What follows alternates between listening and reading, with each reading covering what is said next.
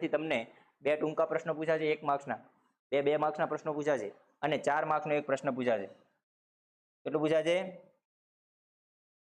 1 માર્ક્સના 2 પ્રશ્નો પૂછાશે.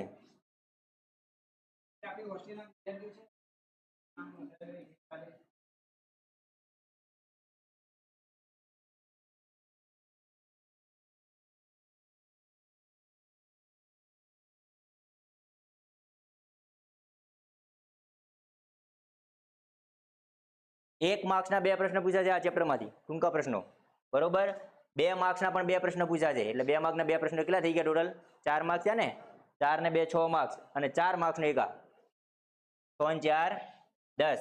ટોટલ આ ચેપ્ટર નાનું એકદમ ઈઝી. પ્રશ્નો કેટલા ખબર છે? 3. મહત્વના 3 પ્રશ્નો. અને આ 3 પ્રશ્નોમાંથી 10 માર્ક્સ પૂછાય છે ટોટલ. વિચારો. ઈઝી પડે કે નહીં? બોર્ડની પરીક્ષામાં